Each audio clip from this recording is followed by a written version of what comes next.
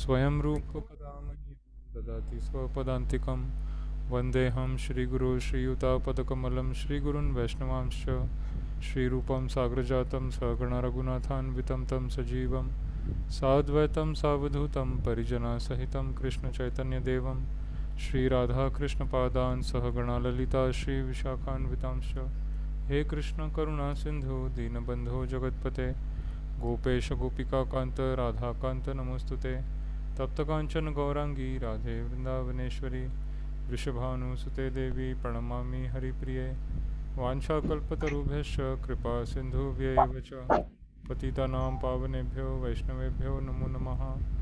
नमो विष्णुपदाय कृष्णप्रेष्ठाय भूतले श्रीमते भक्तिवेदांत स्वामी इति नामिने नमस्ते सरस्वती देवे गौरवाणी प्रचारिणे निर्विशेष शून्यवादी समस्त देश तारिणे जय श्री कृष्ण चैतन्य प्रभु नित्यानंद श्री अद्वैत गदाधर श्री वासदि गौर भक्तवृंद हरे कृष्ण कृष्ण कृष्ण हरे हरे हरे राम राम राम हरे हरे मुखं करोति वाचालं पंगुं लंघयते गिरिं यत्कृपातमहं वन्दे श्रीगुरुदीनतारिणं न धनं न जनं न सुन्दरीं कवितां वा जगदीशकामये मम जन्मनि जन्मनीश्वरे भवतात् भक्तिरहेतुकी त्वयि तृणादपि सुनीचेन तरोरपि सहिष्णुना अमानिना मानदेन कीर्तनीय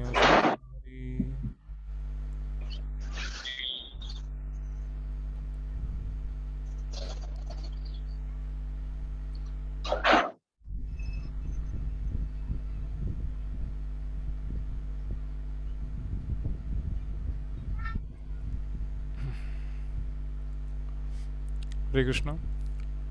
आज हम पढ़ेंगे चैप्टर नंबर 3 वर्स नंबर 30, अध्याय 3 श्लोक संख्या 30।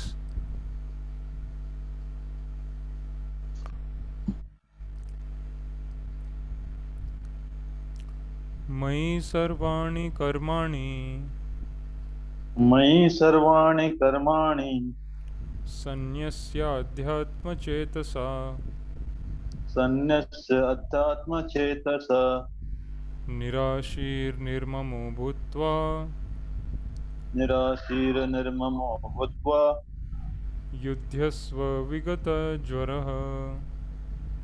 युद्धस्व विगतज्वर। मयि सर्वाणि कर्माणि मयि मयि सर्वाणि सर्वाणि कर्माणि सन्न्यस्याध्यात्मचेतसा सन्नस्य सन्न्यस्याध्यात्मचेतसा निराशीर्निर्ममो भूत्वा निराशीर्निर्ममो भूत्वा भूत्वा युध्यस्व विगतज्वरः। युद्धस्व युध्यस्व विगतज्वर। विगतज्वरः।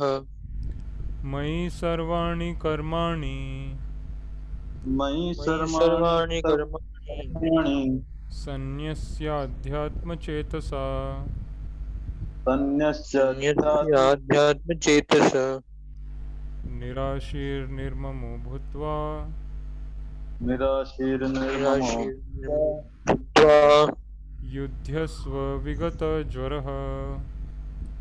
युद्धस्व विगतज्वर। युध्यस्व विगतज्वरः। प्लीज़ इंग्लिश में पढ़िए ट्रांसलेशन और पर्पट। Therefore, O Arjuna, surrendering all your works unto me with mine intent on me and without desire for gain and free from egoism and lethargy, fight. Purport. This was clearly indicate the purpose of the Bhagavad Gita. The Lord instruct that one has to become fully Krishna consciousness to discharge duties. As if in military discipline, such an injection may make things a little difficult. Nevertheless, duties must be carried out with dependence on Krishna because that is the constitutional position of the living entity. The living entity cannot be happy independent of the cooperation of the Supreme Lord because the eternal constitution position of the living entity is to become subordinate to the desire of the Lord. Arjuna was therefore ordered by Sri Krishna to fight as if the Lord were his military commander. One has to sacrifice everything for the God will of the Supreme Lord and at the same time discharge prescribed duty without claiming proprietorship. Arjuna did not have to concede the order of the Lord. He had only to execute his order. The Supreme Lord is the soul of all souls. Therefore, one who depends solely and only on the Supreme Soul without personal consideration, or in other words, one who is fully Krishna conscious, is called Adhyatma Chetasa. This means that one has to act on the order of the master, nor should one ever expect a fruitive result. The cashier may count millions of dollars for his employer, but he does not claim a cent for himself. Similarly, one has to realize that nothing in the world belongs to any individual person, but that everything belongs to the Supreme Lord. That is the real purport of my or unto me. And when one acts in such Krishna consciousness, certainly he does not claim proprietorship over anything. This consciousness is called nirmama, or nothing is mine. And if there is any reluctance to execute such a stern order which is without consideration of so-called kinsman in the bodily relationship, that reluctance should be thrown off. In this way, one may become Vigata Jora, or without feverish mentally or lethargy. Everyone, according to this quality and positions, has a particular type of work to discharge, and all such duties may be discharged in Krishna consciousness as described above. That will lead one to the path of liberation. Hare Krishna, Krishna Krishna, Hare Hare, Hare Ram, Ram Ram, Hare Hare. जय शिला प्रभुपाद की जय। हरे कृष्ण प्रभु जी। शिला प्रभुपाद की जय। Please Hindi में पढ़िए।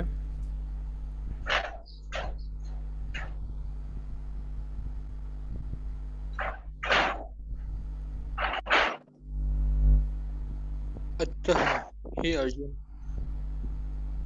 अपने सारे कार्यों को मुझ में समर्पित करके मेरे पूर्ण ज्ञान से युक्त होकर लाभ की आकांक्षा से रहित, स्वामित्व के किसी दावे के बिना तथा आलस्य से रहित होकर युद्ध करो।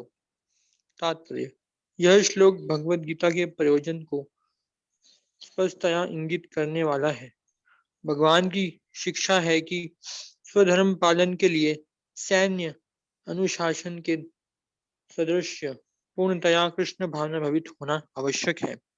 ऐसे आदेश से कुछ कठिनाई उपस्थित हो सकती है, फिर भी कृष्ण के आश्रित होकर स्वधर्म का पालन करना ही चाहिए, क्योंकि यह जीव की स्वाभाविक स्थिति है।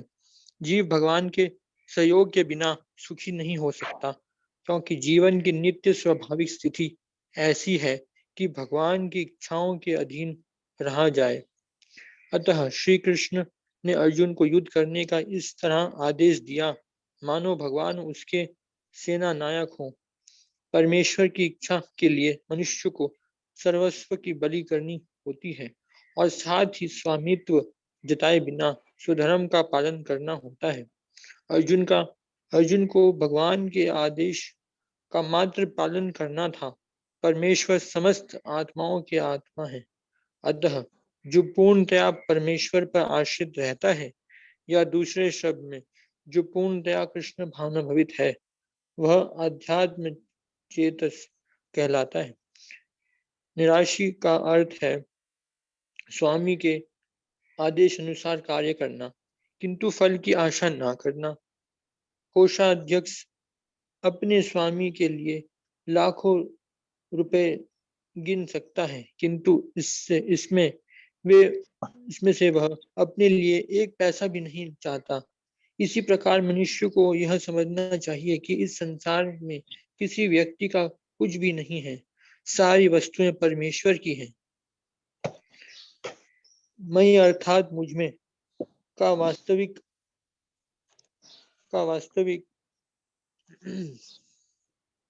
तात्पर्य यही है। और जब मनुष्य इस प्रकार से कृष्ण भावनामृत में कार्य करता है, तो वह किसी वस्तु पर अपने स्वामित्व का दावा नहीं करता। यह भवनामृत निम्न अर्थात मेरा कुछ नहीं है, निर्मम अर्थात मेरा कुछ नहीं है कहलाता है। यदि ऐसे कठोर आदेश को, जो शारीरिक संबंध में तथा कथित बंधुत्व भावना से रहित है, पूरा करने के में कुछ झिझक हो, तो उसे दूर कर देना चाहिए। इस प्रकार मनुष्य विगत ज्वर अर्थात ज्वर या आलस्य से रहित होकर हो सकता है। अपने गुण तथा स्थिति के अनुसार प्रत्येक व्यक्ति को विशेष प्रकार का कार्य करना होता है और ऐसे कर्तव्यों का पालन कृष्ण भावनाभवित होकर किया जा सकता है। इससे मुक्ति का मार्ग प्रशस्त हो जाएगा। हरे कृष्ण कृष्ण कृष्ण हरे हरे, हरे राम राम राम हरे हरे। जय श्रील प्रभुपाद। हरे कृष्ण प्रभु जी। श्रील प्रभुपाद की जय। हरे कृष्ण। तो यहाँ पे मुक्ति के मार्ग के बारे में बताया है और सबसे इम्पोर्टेंट पॉइंट यहाँ जो पहला स्टेटमेंट है, अपने सभी कार्यों को मुझे समर्पित करके मेरे पूर्ण ज्ञान से युक्त होकर लाभ की आकांक्षा से रहित, स्वामित्व के किसी दावे के बिना तथा आलस्य से रहित होकर युद्ध करो। तो इसका बेस्ट एग्जांपल है कि जो आर्मी में जो सोल्जर होते हैं वो देश के लिए अपना सब कुछ सैक्रिफाइस करने को तैयार होते हैं देश की रक्षा के लिए। और यहाँ पे वैसा ही एक भाव अर्जुन को कहा जा रहा है कि ऐसा ही भाव भगवान के लिए हमें उत्पन्न करना है। तो भक्ति जो शब्द है, भक्ति एक्चुअली भगवान से कनेक्टेड होती है, उस ज़मीन से या किसी समाज से या किसी भौतिक वस्तु से कनेक्टेड नहीं होती है। हमारी भौतिक चेतना में हम सोचते हैं कि हमारा देश, हमारा परिवार, हमारा समाज ये हमारी मदद कर सकता है, बट सत्य ये है कि इस दुनिया में हम सब अकेले आए हैं और हम अकेले जाएंगे यहाँ से। तो जहाँ पे हमने जन्म लिया उस धरती को हमने अपना देश मान लिया, उस समाज को, उस परिवार को हमने अपना मान लिया और हमें फिर उसको छोड़ के भी जाना है। पर इसका अर्थ ये हुआ कि एक्चुअली ना तो मेरा परिवार ना तो मेरा देश कोई भी मेरा खुद का नहीं है। यहाँ पे मैं बस कुछ समय के लिए आया हूँ और मुझे फिर कुछ समय बाद जाना है। तो आते वक्त भी मैं अकेला आया था और खाली हाथ आया था और जाते वक्त भी मैं अकेला जाऊँगा और खाली हाथ जाऊँगा। तो हम कुछ लाए नहीं हैं और हम यहाँ से कुछ लेकर नहीं जा सकते। हम बस यहाँ पे कुछ समय के लिए आते हैं और हम सोचते हैं कि मैं इस देश का हूँ, मैं इस परिवार का हूँ, मैं इस समाज का हूँ। ऐसा हम सोच लेते हैं थोड़े समय के लिए, पर फिर हम भूल जाते हैं कि मैं अकेला आया था, खाली हाथ आया था और मैं अकेला ही जाऊंगा यहाँ से और खाली हाथ जाऊंगा, यहाँ से कुछ लेकर नहीं जा सकता। तो इसलिए इस शरीर में और शरीर के साथ जो जुड़े हुए हैं परिवार, समाज, देश, मानवता, ये सब शरीर से कनेक्टेड है। तो इसलिए इन सब में हमें ज़्यादा अपना चित्त नहीं लगाना है। अपनी सोचने की जो शक्ति है वो सब ज़्यादा इसमें नहीं लगानी है। थोड़ी बहुत लगानी पड़ती है क्योंकि जब तक हम यहाँ रहते हैं इस दुनिया में तब तक हमें कुछ ना कुछ कंट्रीब्यूशन तो करना ही पड़ता है। अपने परिवार में, अपने देश में, अपने समाज में कुछ ना कुछ हमें कंट्रीब्यूट करना पड़ता है। बट एक्चुअली यहाँ पे भगवान स्पष्ट कह रहे हैं कि जो कुछ तुम कार्य करते हो वो सब मुझे समर्पित करो। भगवान को समर्पित करना है हमें। तो यही पॉइंट मिसिंग है आज के समाज में, आज की दुनिया में, कि हम सब ईश्वर विहीन हो गए हैं। प्रभुपाद कहते हैं ईश्वर विहीन मतलब गॉडलेस सिविलाइजेशन। तो ईश्वर विहीन जो ये समाज है, ईश्वर विहीन जो ये सभ्यता है, इसमें कभी भी एकता नहीं आ सकती और शांति नहीं आ सकती, क्योंकि सब अपने अपने तरीके से अपना अपना समाज, अपना अपना ग्रुप, अपना अपना देश बनाते हैं। पर एक तरह से देखा जाए तो सभी लोगों के ज़रूरतें एक जैसी होती है और सभी का पालन करने वाला जो ईश्वर है वो एक ही है। तो ये श्लोक उपनिषदों में आता है, नित्यो नित्यानाम चेतनस चेतनानाम एको बहुनाम यो विदधाति कामान। तो एक भगवान है, एक ईश्वर है जो इस पूरी सृष्टि का, पूरे ब्रह्मांड का, सभी जीवों का पालन कर रहा है। और वो जो एक ईश्वर है वो अनेक आत्माओं का पालन कर रहा है। मतलब नित्यो नित्यानाम, हम सब भी वैसे देखा जाए तो हम सब आत्माएं हैं और आत्मा कभी मर नहीं सकती। और भगवान जो है वो हम सब का उद्गम है, हम सब का सोर्स। तो हमारा पहले संबंध भगवान कृष्ण के साथ था और उसमें हम ये भूल चुके हैं कि एक्चुअली ईश्वर एक है, भगवान है, कृष्ण है, एक एकला ईश्वर कृष्ण आर्षभृत्य। चैतन्य चरितामृत में भी आता है कि एक परमेश्वर है, एक भगवान है श्री कृष्ण, और हम सब उनके दास, हम सब उनके अंश। पर इस बात को भूल के हम सब अज्ञान में लिप्त हो गए हैं और हम सब माया की चपेट में आ गए बहुत जन्मों से। हम स्मरण नहीं रख पाते हैं भगवान का, हम याद नहीं रख पाते हैं कि हमें सब कुछ भगवान के लिए करना है। तो यही प्रयोजन है भगवत गीता का। भगवत गीता है हमें अपने संबंध को फिर से भगवान के साथ स्थापित करना है, और ये जो संबंध है ये सेवा का संबंध है, प्रेम का संबंध है। जैसे अर्जुन को भी यहाँ पे कहा जा रहा है कि तुम योद्धा हो, तुम युद्ध करो कृष्ण के लिए, तुम अपनी सेवा करो युद्ध के रूप में। भगवान की इच्छा है कि युद्ध में तुम्हें योद्धा के रूप में सेवा करनी है। जैसे हमारी आर्मी में जितने सोल्जर रिक्रूट होते हैं उनको पोस्टिंग मिलती है, उन्हें कोई सेवा मिलती है देश के लिए, तो वो जो सेवा करते हैं उससे उनका संबंध जुड़ जाता है देश के साथ, आर्मी के साथ, और उनका एक तरह से इमोशन और भाव जुड़ जाता है। और इसी भाव को बनाए रखना बहुत ज़रूरी है, नहीं तो वो लड़ नहीं पाएगा और अपने देश की सेवा नहीं कर पाएगा, उसको डर लगेगा। पर जो व्यक्ति समर्पित होता है, जिसे जीवन का उद्देश्य पता है कि कृष्णा भगवान मेरे जीवन का उद्देश्य है, भगवान की सेवा करना, भगवान को प्राप्त करना, ये मेरे जीवन का उद्देश्य। तो इस उद्देश्य को अगर आप पकड़ के चलेंगे तो फिर आपको कभी भी धोखा नहीं होगा, आपको कभी भी कन्फ्यूजन नहीं होगा कि एक्चुअली मुझे करना क्या है। जिसके मन में उद्देश्य साफ होता है उसके मन में कभी शक या संदेह नहीं आता है। और जब हम भगवान के प्रतिनिधि गुरु श्रील प्रभुपाद जी के शरण में रहते हैं तब तो कन्फ्यूजन होने का कोई चांस ही नहीं है, क्योंकि प्रभुपाद जी को स्पेशली कृष्णा ने भेजा है इस ज्ञान का प्रचार करने के लिए।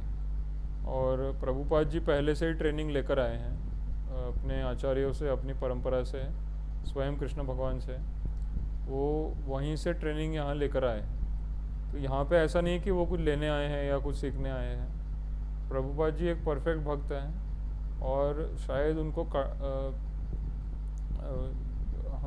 श्रील प्रभुपाद जी एक परफेक्ट भक्त हैं और हमें कोशिश ये करनी है कि हम उनको फॉलो करें, और तभी हमें सही शिक्षा मिलेगी। स्वधर्म क्या है हमारा, स्वधर्म के बारे में हमें पता चलेगा, और तभी हमारा मन और इंद्रियां और शरीर और बुद्धि सब कुछ एक अनुशासन के अनुसार चलेगा।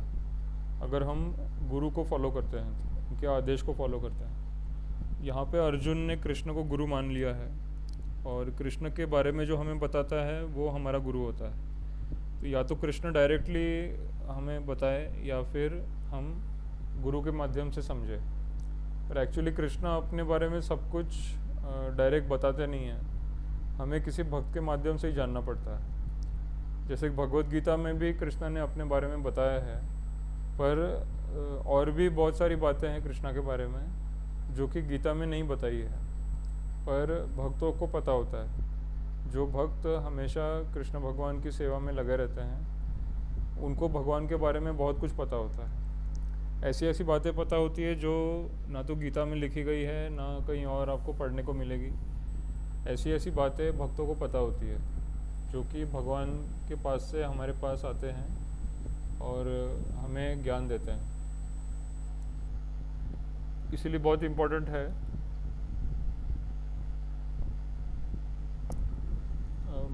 भगवान के बारे में जानने के लिए उनके जो प्रतिनिधि है प्रभुपाद, उनसे जानकारी लेना बहुत ज़रूरी है और उनके आदेश को पालन करना बहुत ज़रूरी है। तो भगवान कृष्ण चैतन्य महाप्रभु के रूप में आए थे और चैतन्य महाप्रभु ने कहा है कि मेरा सेनापति भक्त आएगा। तो हमारे लिए जो सेनापति भेजे गए हैं वो है एसी भक्ति वेदांत स्वामी शिला प्रभुपाद, और हमें उनको फॉलो करना है, उनके पीछे चलना है और उनके आदेश का पालन करना है। तो सेनापति जो होता है वो अपनी सेना को आदेश देता है और सेना को बस उनके आदेश को फॉलो करना है, उसका पालन करना है। इससे उनके सारे प्रॉब्लम सॉल्व हो जाते हैं और वो जंग जीत भी जाते हैं। और उसी तरह से हमें भी प्रभुपाद जी के आदेश को सुनना है, पढ़ना है, उसको फॉलो करना है। जय प्रभुपाद जी हमारे सेनापति हैं और उनको हमें बस फॉलो करना है, उनके पीछे चलना है, उनके इंस्ट्रक्शन को फॉलो करना है। तो फिर हम इस संसार में हमारा जो मनुष्य जीवन का उद्देश्य है, कृष्ण की प्राप्ति करना, भगवान की प्राप्ति करना, वो उद्देश्य पूरा हो जाएगा और हम भगवान को सचमुच प्राप्त कर सकते हैं श्रील प्रभुपाद जी की मदद से। तो ये कोई साधारण चीज़ नहीं है, ये बहुत ही स्पेशल और बहुत ही बड़ी बात है कि हम भगवान कृष्ण को आज के समय में भी समझ सकते हैं और उनको प्राप्त भी कर सकते हैं। नहीं तो ऐसा मौका तो बहुत मुश्किल से लाखों सालों में आता है। और हम बहुत भाग्यशाली है कि प्रभुपाद जी एक गोलोक में से आने वाले एक भक्त है जिन्होंने यहाँ पे आके ये सब कुछ शुरू किया और अभी वही चला रहे हैं।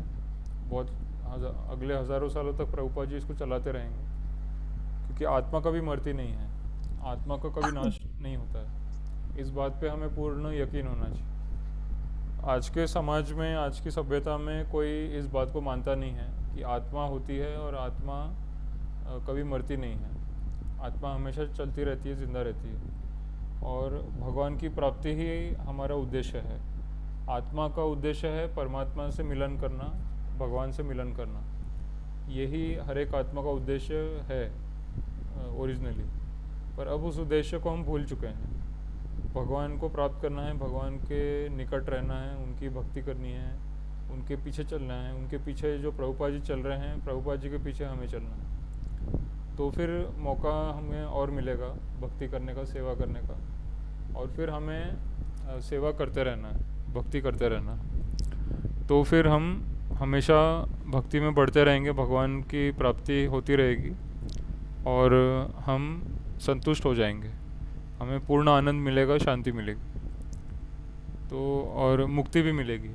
तो वैसे भक्त लोग मुक्ति के लिए नहीं करते हैं। चैतन्य महाप्रभु कहते हैं, मम जन्मनि जन्मनीश्वरे भवतात् भक्ति रहितु कित्वयि। हे प्रभु, हे कृष्ण, मैं और कुछ नहीं चाहता, मुझे बस भक्ति चाहिए, सेवा चाहिए, आपका नाम लेने का मौका चाहिए, मुझे और कुछ नहीं चाहिए। तो इस तरह से चैतन्य महाप्रभु कृष्ण भगवान से प्रार्थना करते हैं। हमें भी कोशिश करनी चाहिए कि हम किसी और उद्देश्य के लिए ना करें भक्ति, केवल भक्ति के लिए, सेवा करने के लिए हमें मौका मिले, इसीलिए हम कर रहे हैं। और ये मौका कहीं हमारे हाथ से चला ना जाए, क्योंकि ये हमेशा हमेशा के लिए एक आपको एक करने के लिए काम मिल जाएगा। अब संसार में 2-3 चीज़ें ही चाहिए खुश रहने के लिए। आपको अच्छा रहने की जगह, अच्छा खाना पीना, कपड़े, और करने के लिए कुछ काम। ये अगर आपके पास है तो इसी में आप संतुष्ट रह सकते हो कि कुछ काम करना है, थोड़ा प्रसाद लेना है, थोड़ा आराम करना है, और कुछ कपड़े चाहिए पहनने के लिए, रहने को जगह चाहिए। तो इतना तो भगवान सबको दे ही देते हैं। अगर कोई थोड़ी सी भी भक्ति करे भगवान की और कोशिश करे नाम लेने का, तो भगवान तो उसको ये सारी चीज़ें बड़ी आसानी से दे सकते हैं। इसमें कोई मुश्किल नहीं है। पूरा ब्रह्मांड ही भगवान का है, पूरा जो ये यूनिवर्स है, पूरा ब्रह्मांड है। अभी तो ये देशों में और जातियों में बढ़ गया है, बट वैसे देखा जाए तो ये सब कुछ भगवान का है। और हम सबका एक ही कर्तव्य है, हम सबको भगवान कृष्ण का नाम लेना है। हरे कृष्णा कृष्ण कृष्ण हरे हरे, हरे राम राम राम हरे हरे। हम सबको भगवान कृष्ण का नाम लेना है और हमें कोशिश करनी है कि हम ये लेते रहें। हम नाम कभी रुके नहीं, नाम चलता रहे और हमारे मन में भगवान कृष्ण के विचार आते रहें हर तरफ से प्रभुपाद जी ने जो बोला है और कृष्ण ने क्या बोला है, ये हमें चारों तरफ से हमें सुनाई दे और ये चलता रहे। यही उद्देश्य है। इससे सभी लोगों के मुक्ति का मार्ग खुल जाएगा और सभी लोग शांति से रह पाएंगे और सभी लोग भगवान की प्राप्ति कर पाएंगे। इसमें कोई भेदभाव नहीं है, धर्म का, जाति का, भाषा का, स्त्री या पुरुष का, या ऐसा कोई भेदभाव नहीं है। सभी लोग इसको कर सकते हैं और सभी लोग कृष्ण की प्राप्ति कर सकते हैं हरे कृष्ण महामंत्र जप के और प्रभुपाद जी के आदेशों का पालन करके। तो यहाँ पे मैं रुकूंगा। ये तात्पर्य पूरा हो चुका है। इस तात्पर्य से कनेक्टेड, इस श्लोक से कनेक्टेड अगर कोई क्वेश्चन है तो आप पूछ सकते हैं।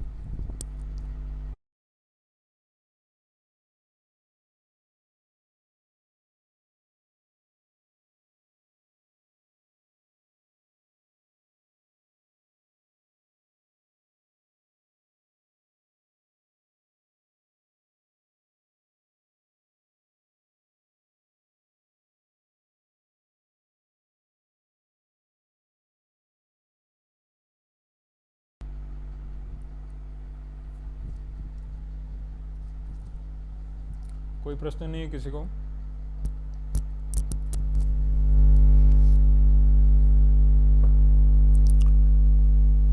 ठीक है, तो हम अगला श्लोक पढ़ेंगे। चैप्टर 3 वर्स 31, अध्याय 3 श्लोक संख्या 31। सभी श्लोक रिपीट करिए। ये मे मतम इदम नित्यम ये मे ये मतम नित्यम अनु अनुतिष्ठन्ति मानवा अनुतिष्ठन्ति मानवा श्रद्धावन्तो अनुसूयन्तो श्रद्धावन्तो अनुसूयन्तो मुच्यन्ते तेऽपि कर्मभिः मुच्यन्ते ते अपि कर्मभिः कर्मभिः। ये मे मतमिदं नित्यम् ये मे मतम इदं ये नित्यम् मे मतम् नित्यम् अनुतिष्ठन्ति मानवा अनुतिष्ठन्ति मानवा अनुतिष्ठन्ति मानवा श्रद्धावन्तो अनुसूयन्तो श्रद्धावन्तो अन्नसूयन्तो श्रद्धा सूयन्तो मुच्यन्ते तेऽपि कर्मभिः मुच्यन्ते ते अपि कर्मभिः। मुच्यन्ते तेऽपि कर्मभिः। हरे कृष्णा। प्लीज़ इंग्लिश में पढ़िए। One who executes his duties according to my instructions and who follows this the technique teaching faithfully without envy, because become free from the bondage of fruitive actions. Purport: the injection of the Supreme Personality of Godhead, Krishna, is the essence of Vedic wisdom and therefore is eternally true without exception. As the Vedas are eternal, so this truth of Krishna consciousness is also eternal. One should have firm faith in this injection without envying the Lord. There are many philosophers who write comments on the Bhagavad Gita but have no faith in Krishna. They will never be liberated from the bondage of fruitive action. But an ordinary man with firm faith in the eternal injunction of the Lord, even though unable to execute such orders, become liberated from the bondage of the law of karma.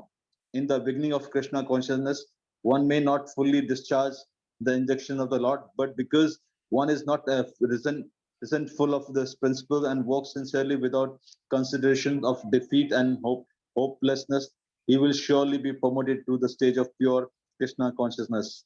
Hare Krishna, Krishna Krishna, Hare Hare, Hare Ram, Ram Ram, Hare. Srila Prabhupada ki jai. Hare Krishna Prabhuji.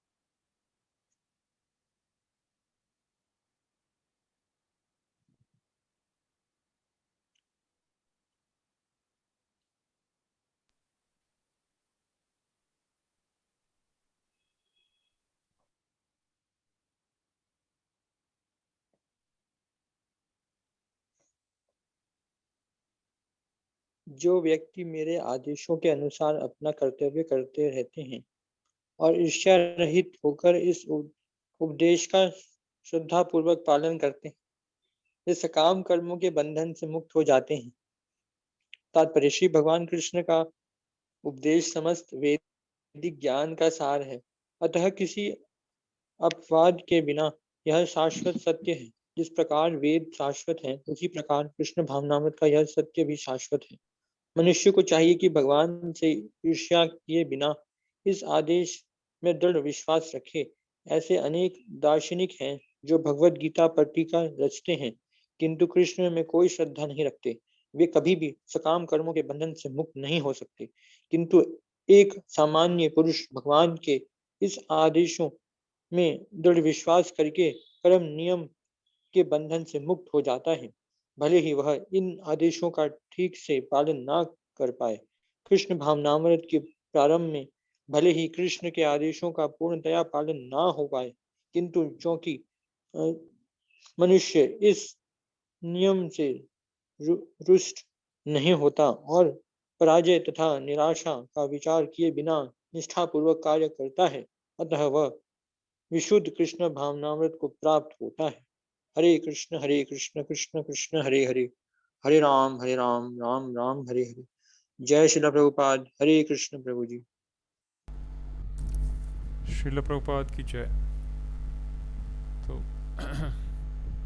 यहाँ पे भगवान कृष्ण अपने उपदेश को प्रस्तुत करते हैं, जिसको प्रभुपाद जी कहते हैं समस्त वैदिक ज्ञान का सार, और किसी अपवाद के बिना यह शाश्वत सत्य है। जिस प्रकार वेद शाश्वत है, उसी प्रकार कृष्ण भावामृत का यह सत्य भी शाश्वत है।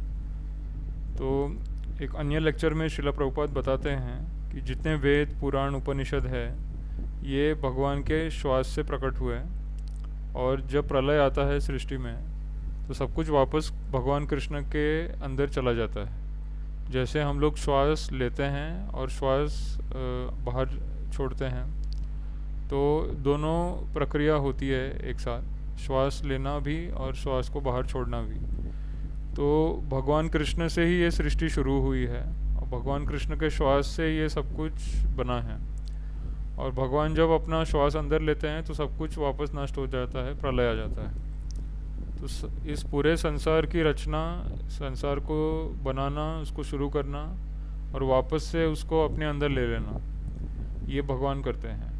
तो पूरी सृष्टि का जो शुरुआत, मध्य और अंत जो है, वो सब कुछ भगवान के हाथ में है। तो इस बात पे हमें पूरा एक तरह से विश्वास होना चाहिए, पूरा फेथ होना चाहिए, पूरी श्रद्धा होनी चाहिए। और इसीलिए यहाँ पे कहा गया है श्रद्धावंतो अनसूयंतो। श्रद्धावंत मतलब कि श्रद्धा और भक्ति के साथ, और अनसूयंत मतलब बिना किसी ईर्ष्या के। तो एक्चुअली हम लोग इस संसार में इसलिए आके गिरे हैं क्योंकि हमारे मन में ईर्ष्या है और बहुत सारे विकार है, और हमने भगवान से ईर्ष्या की और भगवान के प्रति हमने अपराध किया कुछ, इसीलिए हमको इस संसार में आना पड़ा नीचे। और यही गीता के 7वें अध्याय में भी बोला है भगवान ने। भगवान कहते हैं 7वें अध्याय में, इच्छा द्वेष समुत्थेन द्वंद्व मोहेन भारत सर्वभूतानि सम्मोहम सर्गे यान्ति परंतप। तो भगवान कहते हैं कि इच्छा और द्वेष, ये दो मुख्य कारण हैं जिसकी वजह से हमें इस संसार में नीचे आना पड़ता है। हमने भगवान से ईर्ष्या की, भगवान से द्वेष किया, और हमने इसीलिए हमको इस संसार में भेजा गया। हमको इस संसार में भेजा गया क्योंकि हमने भगवान से ईर्ष्या की। और जो व्यक्ति ईर्ष्या रहित होके भगवान पे श्रद्धा रख के भजन करने लगता है और उस भजन में वो सिद्ध हो जाता है, सक्सेसफुल हो जाता है, तो फिर वो सचमुच पापों से मुक्त होके कृष्ण भगवान के धाम में वापस जाता है। तो इस बात पे हमें पूर्ण विश्वास होना चाहिए। और अगर कोई गीता पढ़ता है, अगर कोई गीता को समझता है, तो उसे वेद पढ़ने की आवश्यकता नहीं है, क्योंकि भगवत गीता जो है वो सभी वेदों का, उपनिषदों का सार है। और प्रभुपाद जी ने भी जब इस भगवत गीता की टीका लिखी, तो उनको इतना विशाल ज्ञान था सभी शास्त्रों का कि उन्होंने अलग अलग शास्त्रों में से यहाँ पे उदाहरण भी दिए हैं इस गीता में कि किसी व्यक्ति को ये जो ज्ञान है ये हमें भगवान की चरणों की प्राप्ति करा सकते हैं। क्योंकि जो मनुष्य ईर्ष्या से रहित है, ईर्ष्या से आगे ऊपर चला गया है, जो सबके हित के लिए कार्य करता है, सबके फ़ायदे के लिए कार्य करता है, और सबका सबसे बड़ा फ़ायदा यही है कि वो कृष्ण को समर्पित हो जाए, माया में ना भटके, बार बार माया के चपेट में ना आ जाए, वो केवल कृष्ण पे ध्यान दे। तो इस तरह से अगर कोई भगवत गीता के उद्देश्य को समझ जाता है तो फिर उसकी मुक्ति की संभावना है। और इसीलिए हमें इन सारे जो नियम हैं और हमें नियम का पूर्ण पालन करना चाहिए, और रोज़ गीता का श्रवण करना चाहिए, उस पर प्रश्न उत्तर करने चाहिए, उस पर आपको माला करनी चाहिए। सबसे इम्पोर्टेंट है 16 माला करना, ये सबसे इम्पोर्टेंट है। और इसीलिए सुबह दिन की शुरुआत हम इसी से करते हैं, भगवान की पूजा करके हम लोग 16 माला करने बैठ जाते हैं, और फिर 16 माला करते करते करते हमारा मन पवित्र हो जाता है, और हमें सब कुछ समझ में भी आने लगता है, भगवान के बारे में, भक्ति के बारे में एक एक करके हमें सब कुछ समझ में आने लगता है। और सबसे बड़ा पॉइंट जो समझ में आता है वो ये है कि ये शाश्वत है, इसका कोई आदि या अंत नहीं है, इसकी कोई शुरुआत नहीं है कहीं पे। इसीलिए इसको सनातन धर्म कहा जाता है। सनातन धर्म मतलब जिसकी कोई शुरुआत नहीं है, जिसका कोई अंत नहीं है, वो बस एक के बाद एक सारी घटनाएं होती रहती है। सतयुग के बाद त्रेता युग आता है, फिर द्वापर युग आता है, फिर कलयुग आता है, फिर वापस से सतयुग आता है। तो ये चक्र घूमता रहता है, और हमें बस इतना ध्यान रखना है कि हम भक्ति के पक्ष में बोलें और भक्ति के पक्ष में रहें, हमेशा भक्ति करते रहे, भगवान का नाम लेते रहें। किसी भी हालत में नाम छूटना नहीं चाहिए ज़बान से। कई हमने एग्जाम्पल खुद देखे हैं कि अगर कोई व्यक्ति भक्ति ना करे कुछ समय तक और माला ना करे, भगवान का नाम ना ले, तो फिर वो भटक जाता है माया के अंदर, उसकी विचारधारा थोड़ी बदल जाती है और भगवान में उसका विश्वास धीरे धीरे शून्य हो जाता है। तो हमें इससे बचना है। अगर हम रोज़ गीता पढ़ेंगे, रोज़ माला करेंगे, रोज़ भोग लगाएंगे भगवान को, तो फिर प्रभुपाद जी हमें ठीक कर देते हैं। हमारे मन में, शरीर में जो विकार है वो ठीक हो जाते हैं धीरे धीरे करके, और फिर हम अच्छे से भक्ति कर सकते हैं। यहाँ इस श्लोक का तात्पर्य पूरा होता है। हम क्वेश्चन नहीं ले पाएंगे इस पे क्योंकि समय पूरा हो चुका है। तो अगर किसी को कोई क्वेश्चन है तो मुझे व्हाट्सएप पे आप लिख के भेज दीजिए, मैं उसी पे आंसर कर दूंगा, और कल हम अगला श्लोक पढ़ने का प्रयास करेंगे। हरे कृष्ण। जय श्रील प्रभुपाद। हरे कृष्ण। जगत गुरु श्रील प्रभुपाद की जय। ग्रंथराज श्रीमद् भगवद गीता यथारूप की जय। हरे कृष्ण हरे कृष्ण कृष्ण हरे हरे राम राम राम हरे हरे। हरे कृष्ण प्रभु जी। हरे कृष्ण।